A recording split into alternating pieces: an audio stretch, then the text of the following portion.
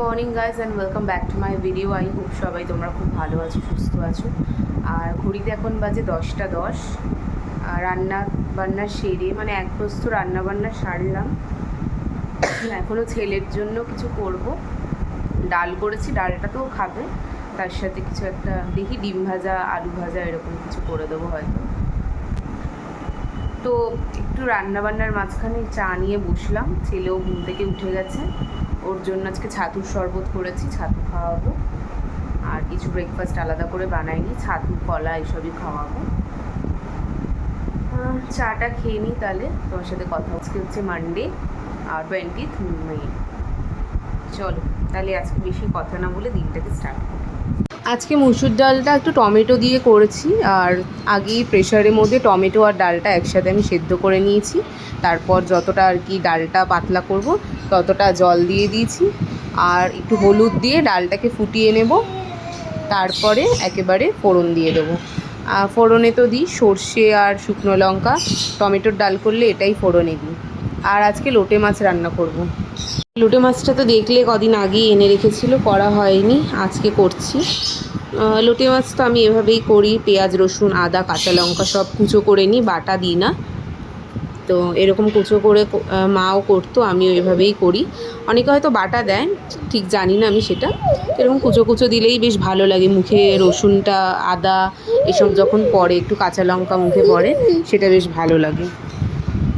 তো এগুলোকে একটু ভাজা ভাজা করে নিয়ে টমেটো দিয়ে জিরে ধনে গুঁড়ো একটু লঙ্কা গুঁড়ো, মানে লঙ্কা গুঁড়ো যতটা কম দেওয়া যায় ততটাই ভালো।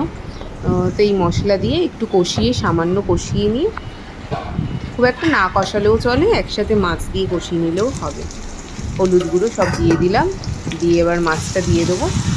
তবে আমার একটা পার্সোনাল মতামত, জানি না তোমাদের সাথে মিলবে কি না, যেদিন লোটে মাছ আনা হয় সেদিন টাটকাটা রান্না করলেই বেশি ভালো লাগে।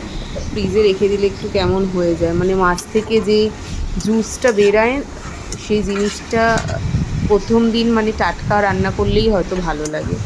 অন্যদিন সেভাবে জলটা বেরায় না, বা একটু মাছটা কেমন ধরনের হয়ে যায় ফ্রিজে রাখার পর। আমার সাথে তো হয়, জানি না এটা কার সাথে হয়।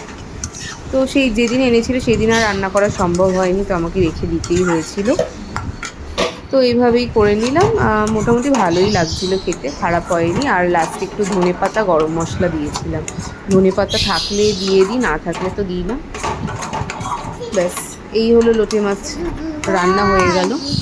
আর এটা হচ্ছে আমাদের বাড়ির পেছন দিকে সিদ্ধাস্কায়ের যে প্রজেক্টটা হচ্ছে সেটা। খুব সুন্দর ওয়েদারটা হচ্ছিল, সেই জায়গাটাই তোমাদের দেখালাম। মেঘ করে এসেছিলো কাল, বেশ ঠান্ডা হয়ে গেছিলো ওয়েদারটা। লাঞ্চে বসে পড়লাম আজকে একটু তাড়াতাড়ি হয়ে গেছে, যখন সব তাড়াতাড়ি লাঞ্চটা করে নিই। ডাল আর লোটে মাছ এই দিয়েই খেয়ে নেবো।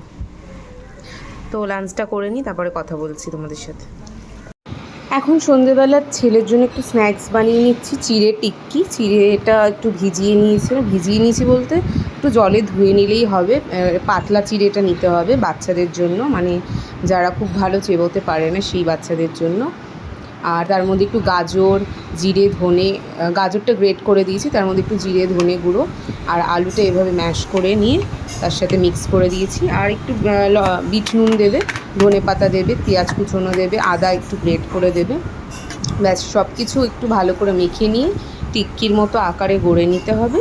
তারপর একটা প্যান গরম করে বাটার বা অল্প অয়েল যে কোনো কিছু দিয়ে তোমরা একটুখানি এদিক ওদিক করে ওটাকে ভালো করে সেঁকে নেবে, তাহলেই কিন্তু রেডি হয়ে যাবে। যদিও আমার ছেলে কোনো কিছুই ভালো খায় না এখন, জানি না এটা কবে ঠিক হবে। যত তাড়াতাড়ি ঠিক হয় তত তাড়াতাড়ি ভালো, কিন্তু তোমরা তোমার বেবির জন্য এরকম করতে পারো। ওর বয়স তো 16 মাস, মানে 17 মাস হবে। আর এখন রাত্রিবেলার একটুখানি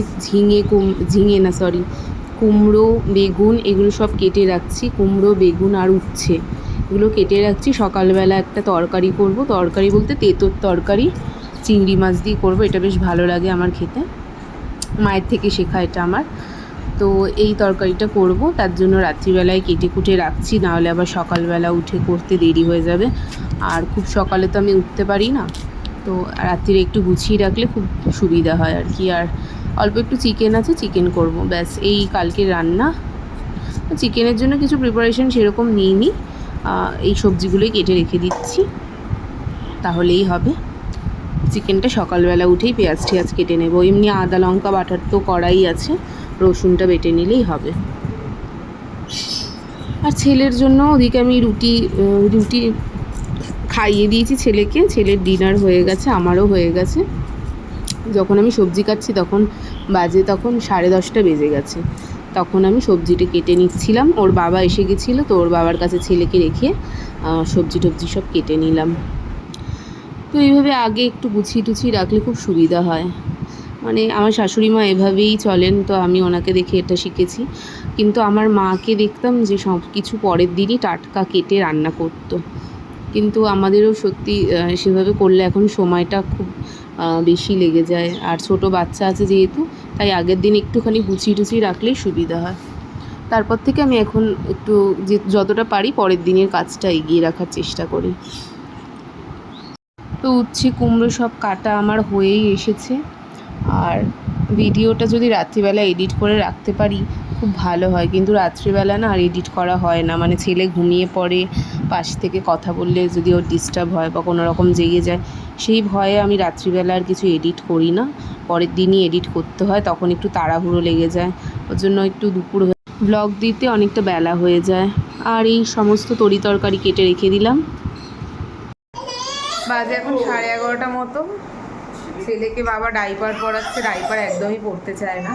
তো সারাদিন তো পড়াই না, রাত্রিবেলাটাই একটু পড়াই, কিন্তু সেটুকু নিয়েও উনি পড়তে চান না। আর একটু বড় হলে আর পড়াবো না, যাই হোক। আর কালকের জন্য সবজিটা কেটে রাখলাম, চিংড়ি মাছ দিয়ে করবো, ওটা বেশ ভালো লাগে ওটা। আর একটু চিকেন করবো, চিকেন ছিল, রবিবারে তো করা হয়নি, সে চিকেন করব। তাড়াতাড়ি উঠে রান্নাটা সেরে নিতে হবে। তো চলো, আর বেশি কথা বলবো না, ওটা রাত হয়ে গেছে। তো চলো, আজকের মতো ভিডিওটা আমি এখানেই এন্ড করছি। সবাই খুব ভালো থেকো, সুস্থ থেকো, টাটা, বাই।